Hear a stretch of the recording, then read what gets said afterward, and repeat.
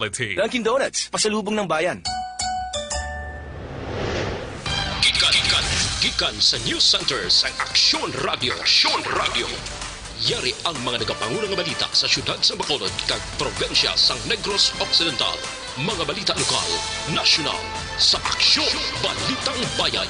Numero 1, Aksyon Balitang Bayan. Numero 1, two-time kapisanan ng mga broadcasters. Golden Dove nominee for Best Provincial Newscast. Aksyon Balitang Bayan. Numero 1, Aksyon Balitang Bayan. Numero 1. Kagkaroon ang inyo News Team.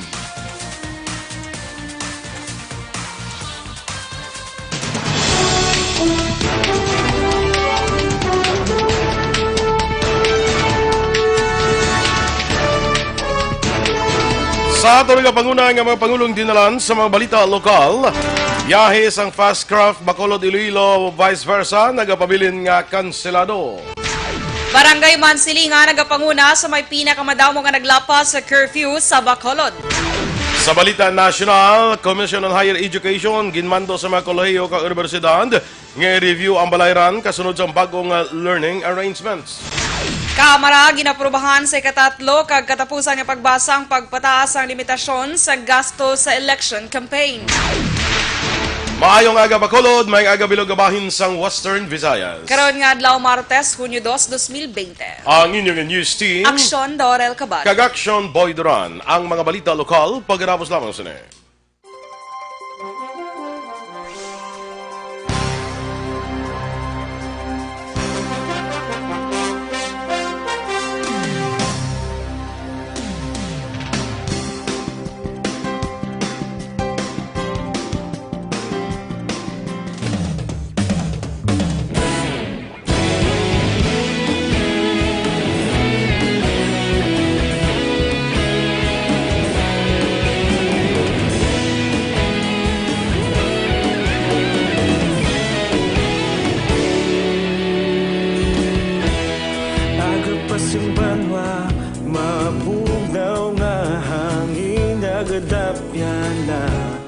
Ikaw nang ginapamati ang namon ginasandigan. Tingog sang probinsya, kamatuuran ginapalap na. Minsay nga may dala, paglaom kag kasanag.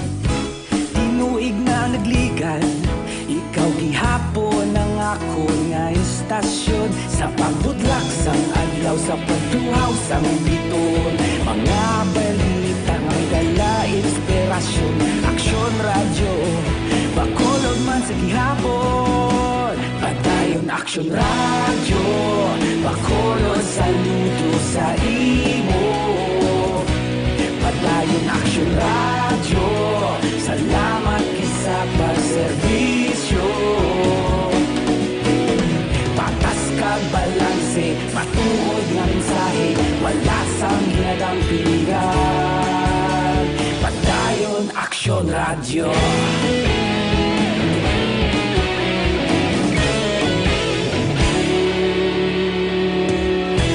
Bacolod nun kag Negrosanon, inyong pamatian. Istasyon nga nagapalaplag sang kamatuuran. Mabakod nga prinsipyo, reporter handa sa serbisyo. Kahapon, karon kag sa gihapon, kita magapadayon. Tinuig na nagligan, ikaw gihapon ang ako nga istasyon. Sa pagbutlak sang adlaw, sa pagtuhaw sang bituon. Mga balita na may dala inspirasyon. Aksyon radyo, Balitang Bayan, Numero 1.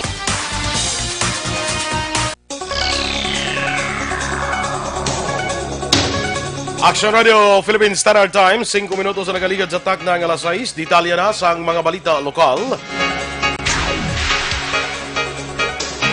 Ginkonformar ni Negros Occidental Philippine Coast Guard Commander Johnson Benjamin nga wala gyapon sang commercial travel para sa mga fast craft nga magatabok halin sa syudad sang Bacolod pagkadto sa Iloilo vice versa. Magluwas gid lamang sa mga essential goods kag cargoes. Ginpahayag ni Benjamin nga ang ginapanugutan lang ang makabiyahe ang mga locally stranded individuals kag returning OFWs nga may kompletong requirement kaangay sa Travel Authority halin sa PNP kag medical certificate. Nagapanawagan man sa Benjamin sa stranded nga mga pasahero nga luyag magpauli kag makatabok sa Cebu, Guimaras kag Iloilo nga dapat magpagigangot sa ila tag sa mga barangay kag local government units nga magkuha sa medical clearances kag Travel Authority halin sa Philippine National Police. 98 ka mga persona nadakpan sa Police Station 2 sa Barangay 2, Syudad sa Bacolod nga wala nagasunod sa social distancing samtang yara sa guwa sang ilang mga puloy-an. Nagapangduha ang Barangay Banago nga may 68 ka mga nagkaladakpan, kag ikatatlo naman ang Granada nga may 58 ka mga nagkaladakpan. Ginasundan sa mga ini sa ang Barangay Sumag kag Barangay Singkang Airport nga may tag 46 kag 43 ka mga nagkaladakpan. Base sa record sa Bacolod City Police Office Operations Division sa dalom sang supervision ni Police Lieutenant Colonel Lester Liada, sumugod sang hugot nga ginpatuman ang Executive Order No. 13 ni Bacolod City Mayor Evilio Dinadia sa Tumayo 20, 2020 nagdangat na sa 537 ang nadakpan sa mga otoridad nga wala nagasunod sa physical distancing. Sa bahin sa mga police station, sa Police Station 7 ang may pinakamadamo nga nadakpan nga nagdangat sa 244. Nagapanguna naman ang Barangay Mansilingan sa may pinakamadamo nga nadakpan nga naglapas sa curfew sa siyudad sa Bacolod umpisa Marso 16 tubtob Mayo 31 sining tuig. Sa record sa Bacolod City Police Office Operations Division sa idalom sa supervision ni Police Lieutenant Colonel Lester Liada, nagdangat sa 400 ka mga persona ang nadakpan sang Police Station 7 sa Barangay Mansilingan. Ikaduha ang Barangay Banago nga sakop sa Police Station 3 nga may 243 ka mga nadakpan. Ginasundan ini sa Barangay Sumag kag Barangay Takuling nga mayara 231 kag 206 ka mga nagkaladakpan. Sa kabugusan, nagdangat sa 2,650 ka mga persona ang nadakpan sang BCPO nga naglapas sa curfew. Naglambot naman sa 2.8 milyones pesos nga bilisang shabu ang na-recover matapos ginpatigan ng 4 ka buy-bust operation sa siyudad sang Bacolod. 7 ka persona ang narasto, isa nakapalagyo kag kapin 187 gramos ang shabu ang na-recover. Nadakpan sa Antonio Enrique Locsin IV kag sang Barangay Zone 7 Talisay City, Paulo Togles ang Barangay Villamonte, Siyudad sang Bacolod, Elman Mundo kag April Lloyd Lobaton, Lunsay Pumuluyo sa East Homes 3, Barangay Estefania Arturo Hieronimo, sang Purok Villa Esperanza, Barangay Singkang, o konsang Barangay Singkang, Eugene Soto kag Reynaldo Ponteras Jr. Nakapalagyo naman ang upod nila nga si Vivian Diaz. Ang pag-aresto sa 7 ka persona ang ginpatigan sa Police Station 2 kag City Drug Enforcement Unit sang Bacolod City Police Office. Sunod kay Bacolod City Police Office Public Information Officer, Police Lieutenant Colonel Ariel Pico, ginatinguan sang kapulisan nga ma-recover ang dalagko nga volume sang shabu agod hindi mausik ang ila nga tiyempo. Mag-retiro na bilang miyembro sa Philippine National Police si Negros Occidental Police Provincial Office o Conocpo Director Police Colonel Romeo Baleros sa palabuton nga Hunyo 6. Si Baleros nagserbi sa PNP sa sulod sang 33 katuig kag magadangat na sa edad nga 56 anyos.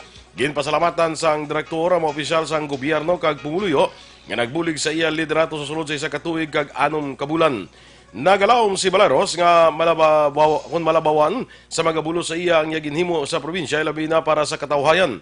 Samtang ang mga inisyal nga ngalan nga posible magabulo sa iya mo santay Police Colonel Palge gikan sa Campo Crame, Police Colonel Kenneth Lucas, officer in charge sa Iloilo Provincial Police Office, kag Police Colonel Dexter Reliora nga assigned naman sa Regional Anti-Kidnapping Task Force.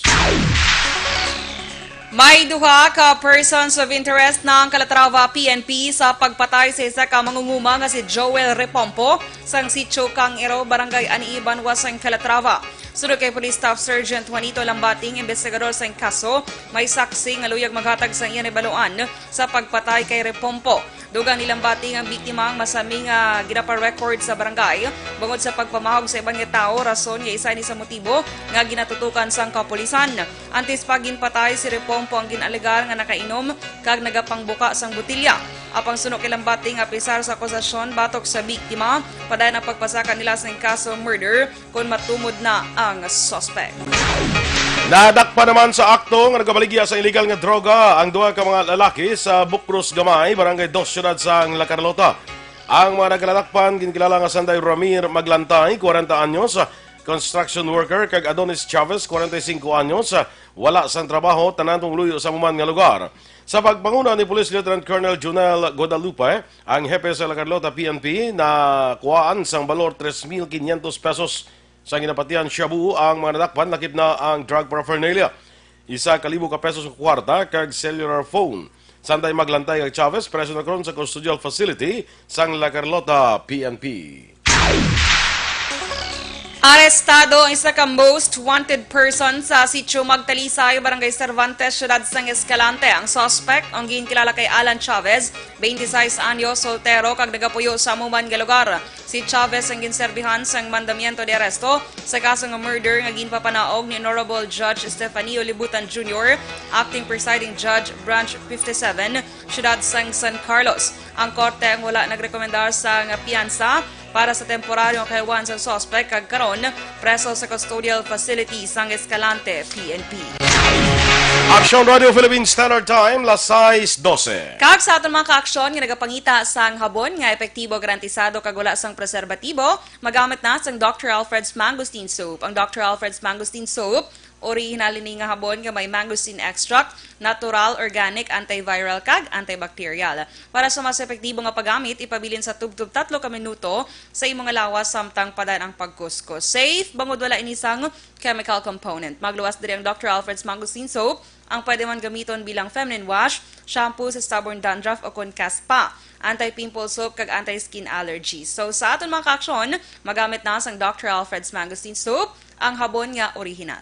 Kag sa ato naman nga mga ka-aksyon bala, ining likaw kita sa balatian, mga respiratory diseases, pareho sang ubo, sipon, trangkaso, kag hilanat. Kay amo ini ang mga sintomas sang COVID-19. So andam gid kita sa sining nga mga balatian, kag kinahanglan ang aton lawas manggaranon sa vitamin C. Kag para dira, ginarekomendar naton sa inyo ining Dr. Alfred's Pure Mangosteen Capsule and Tea. Manggaranon ni sa vitamin C. Ang manami diri kay natural ni sa kag organic, wala sang preservative kag himo sa pure mangosteen. Ang Dr. Alfred's Pure Mangosteen Capsule and Tea may B complex pa ni siya. Ang B1 para sa aton sining nerve o kon reflexes. Ang B6 para sa aton nga baga o kon lungs, nga bakod kita para hindi kita dali-dali matapikan sang ubo. Kag ang B12 para ining mga sustansya sa pagkaon nga aton ginakaon, mahapos ang absorption sa aton nga lawas. Abi ninyo ining Dr. Alfred's Pure Mangosteen Capsule and Tea nakabato na ni International Award dito sa Estados Unidos.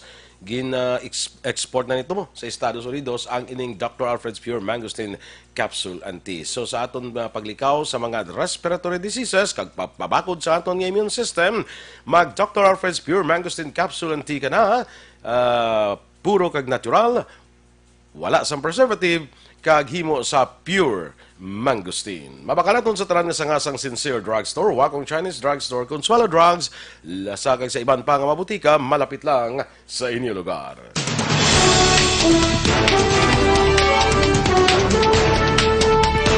Commission on Higher Education ginmando sa mga kolehiyo kag universidad nga review ang balayran kasunod sang bag-o nga learning arrangement. Samtang Kamara ginaprubahan sa katatlo katapusan nga pagbasa ang pagpataas sa limitasyon sang gasto sa election campaign. Ang mga balita nasyonal sa pagbalik sang Aksyon, Balitang Bayan, Numero 1.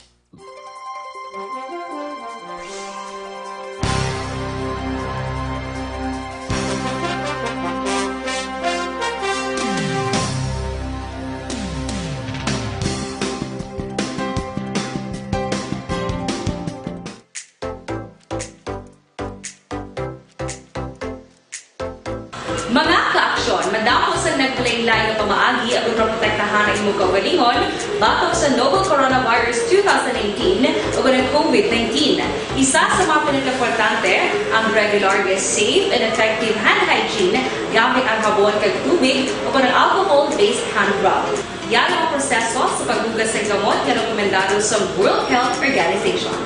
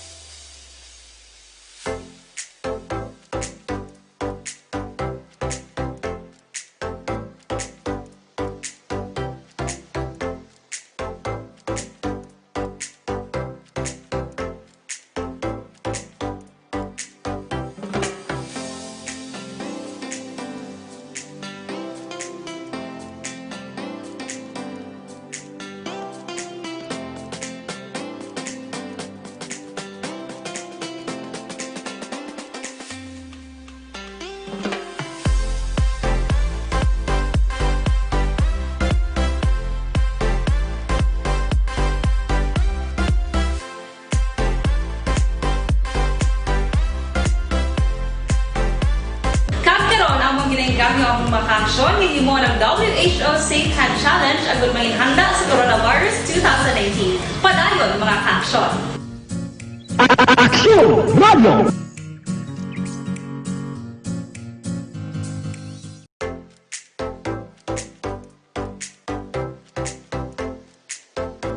Mga ka-aksyon, madamo sa naglaylay na pamaagi at protektahan ang imong kaugalingon batok sa novel coronavirus 2018 o ng COVID-19.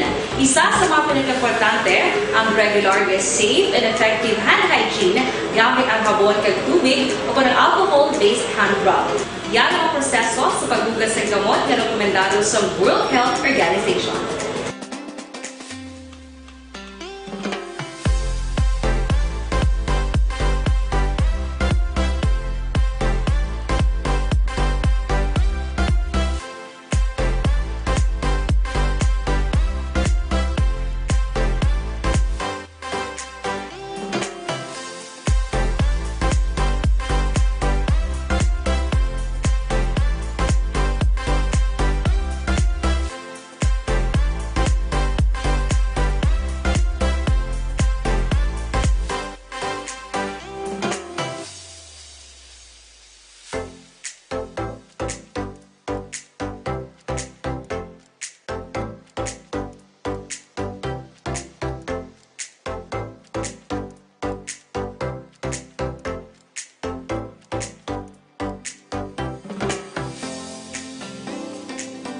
Importante gid ang aton nga ikaayong lawas. Agud malikawan ang mga balatian, dapat epektibo nga food supplement ang kinahanglan. Yari na ang Sunzone Plus Gold mga ka-aksyon. Ang Sunzone Plus Gold mas ginpa-improve kag mas epektibo na bangod mayara ini sang extracted nga mangosteen, malunggay, amargoso, garlic kag spirulina. Ang mga mas epektibo nga makabulig sa diabetes, higko nga dugo, hypertension, pagpalanghubag bukol kag iban pa. Ganit sa aton mga ka-aksyon, magamit na sang Sunzone Plus Gold, mabakal ini sa mga butika. Aksyon! Balitang Bayan, Numero 1.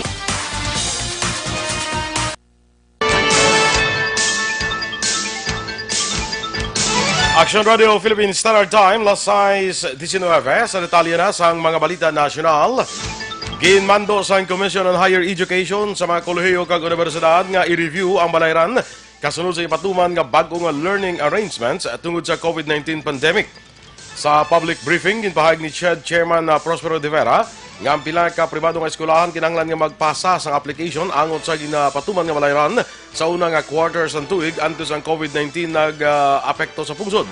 Sunod kay de Vera nga ang mando sa komisyon iya nga i-review ang i-review ang application tungod sa ipatuman nga flexible learning ka magkonsulta liwat sa mga estudyante kag ipaatag ang application sang tuition sa idalom sang flexible learning. Duha man ni de Vera nga sa flexible learning may pila ka bayaran nga hindi na malakip sa tuition tungod may mga school activities kaangay sang sports fest kag internship program nga wala ginapasugdan tungod sang quarantine restrictions. Palayag pa ni de Vera nga ang CHED wala nag-intra sa mag-impose ang balayran tungod ini nagadepende sa arrangement sa tuwasang eskwelahan kag estudyante. Nag-partner ang Commission on Higher Education akong CHED sa Department of Information and Communications Technology akong DICT agad maghanas sa mga manunudlo para sa distance learning. Sa public briefing, ginpahayag ni CHED Chairman Prospero de Vera nga ang programa nag-cover lamang sa mga kolehiyo kag universidad nga wala sa eksperyensya sa mga sahay sang pagtudlo. Sunod kay de Vera, umpisa Mayo 26 nagtanyag ang DICT sang training program para sa mga manunudlo. Dugang pa ni de Vera nga mayara na sila sa umpisahan sa mga bulan sa Hunyo kag dako nga proyekto ang himuon kaupo ng madamong American universities. Palayag pa ni de Vera nga may pila ka eskwelahan ang may kapasidad nga magtanyag sang distance learning agod magpatigayon sang ila kaugalingon nga training. Ginaprubahan na sa Kamara sa third ug final reading ang hagna nga tuyo pasakaan ang limit sang gasto sa election campaign sa kada boto sang kandidato kag political parties. Sa boto nga 213 ka yes, 6 ka no kag 1 ka abstention, ginaprubahan sang Kamara ang House Bill 6095 nga nag-amendar sa Section 13 sa Republic Act 7166 o kon an act providing for synchronized national and local elections. Tuyo man sa magpasaka sang otorisadong election campaign expenses sang kandidato kag political parties agud nga mapilitan ang mga nagapapili nga ideklarar ang ilang matuod kag aktual nga nagasto. Sa idalom sang hagna ang presidente kag vice presidente ang makagastos ng 50 pesos sa kada kandidato. Kung sa kada botante, halin ini sa 10 ka pesos. Para naman sa mga senador, 50 pesos. Kag sa iba naman nga kandidato, 30 pesos. Halin ini sa anay, 3 pesos.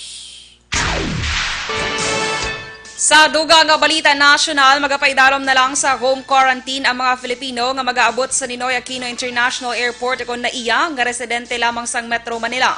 Sunod sa Subtask Group for the Repatriation of OFWs, ang mga Filipino seafarers, land-based kag overseas Filipinos nga mag-aabot sa naiya umpisa kung nag-abot sa naiya umpisa kahapon nga Hunyo 1, nagpaidalom na lang sa home quarantine matapos sila nakuhaan sang swab test. Sa tion yung makuha na sang swab test ang mga nagapauli nga Pinoy nga taga NCR lamang ang gilayon tugutan nga makapauli sa ilang mga puloy-an.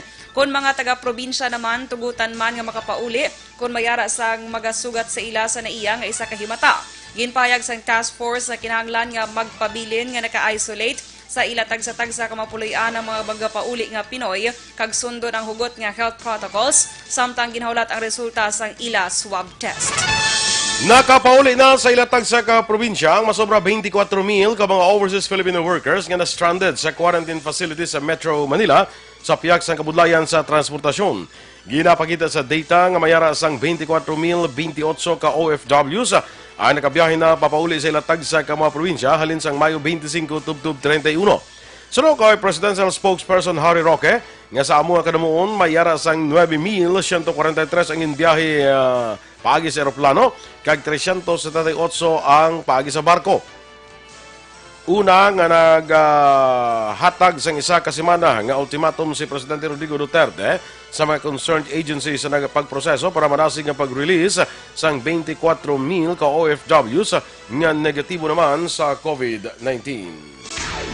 Ginadula ni Chief Implementer of the National Policy Against COVID-19 Secretary Carlito Galvez ang kabalaka kag opinyon sa publiko nga matirang matibay sa panahon nga ginapatuman ang General Community Quarantine sa Metro Manila. Sa press briefing, ginpahayag ni Galvez nga nagasunod ang publiko sa protocols sa gobyerno nasyonal. Ginihemplo ni Galvez ang paglibot sini sa pila ka mga shopping centers sa Metro Manila kag nakit-an nga tama na kagamay ang kadamuon sa mga nagalagaw sa mall tungod sa kabalaka sa paandam sa COVID-19 pandemic. Ginpasiguro ni Galvez nga nagkalain-lain nga ahensya sa kag local government units ang nagabuligay para mapunggan ang paglapta sang virus. Nakuha na sang Department of Health ang zero backlog sa resulta sang COVID-19 test.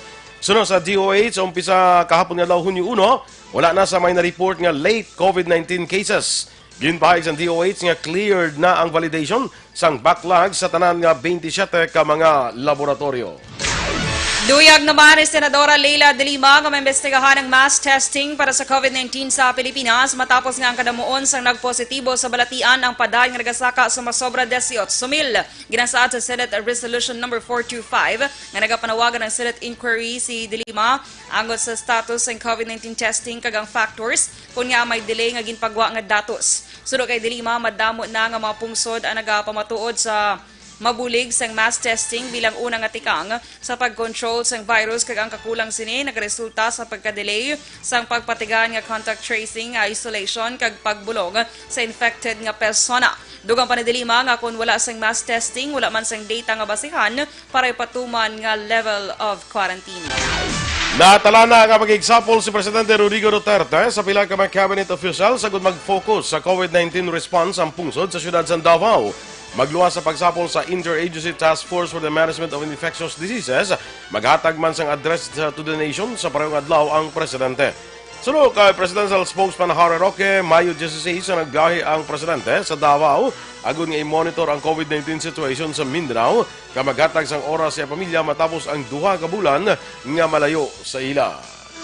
Ginpanawagan ni Senate Minority Leader Franklin Drilon ang transparency sa Department of Health at DOH matapos ginbag-o ang pamagi sa pag-report sa COVID-19 cases sa Pilipinas. Sunod kay Drilon, ang ginhibo sa DOH ang nagtuga lamang sang pagduda nga mahimo mayara sang ginatago ang ahensya.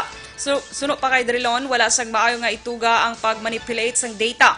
Nagligad nga semana ginbag-o sang DOH ang report sa kadamuon sang kumpirmado nga kaso sang COVID-19 sa Pilipinas matapos naka-record sang 539 sa sulod lamang sang isa ka adlaw. Ginihadla na ni Presidente Rodrigo Duterte si Vice Admiral George Orsabia Jr. bilang ika-27 nga commandant ng Philippine Coast Guard. Si Orsabia ang nagserbi nga chief sang PCG Marine Environment Protection Command kag Task Group Laban COVID-19 Water Cluster antes ang appointment bilang PCG Commandant. Si Orsabia nga kalakip sa Philippine Military Academy hinirang class of 1987, nagserbi man nga commander sa Philippine Coast Guard District sa Central Visayas, Palawan, Southeastern Mindanao kag Northern Luzon. Magluwas siya pagserbi bilang chief sa Coast Guard Ready Force and Staff for Maritime Safety Affairs. Ginbuslan ni Orsabia si Admiral Joel Garcia nga nagretiro sa serbisyo kahapon nga adlaw, Hunyo 1. Kag sa katapusan nga balita national, nagpagwa sa advisory ang konsulada sang Pilipinas sa Los Angeles sa mga Pinoy nga nagapuyo sa among nga lugar. Sa advisory sang konsulada, ginabisuhan ang mga Pinoy kag Filipino Americans nga mangin mahinalungon bungod sa nagakatabo nga hublag protesta sa mga dalanon.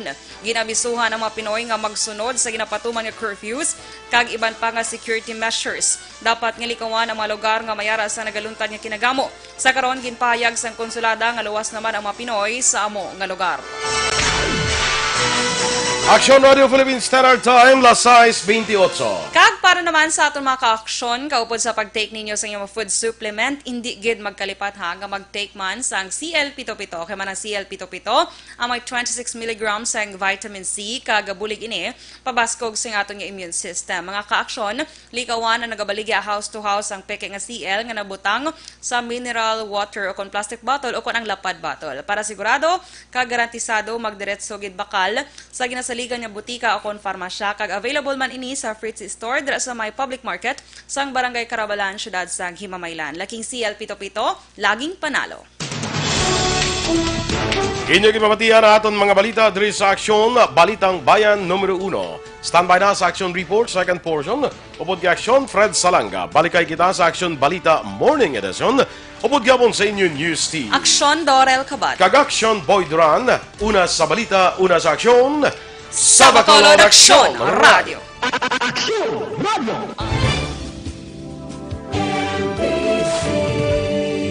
Manila Broadcasting Company.